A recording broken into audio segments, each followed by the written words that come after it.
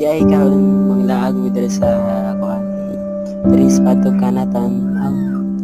Sa karon day nga dagan na mo is nindot siya nga dagan, ang view then makawalag makawalag problema.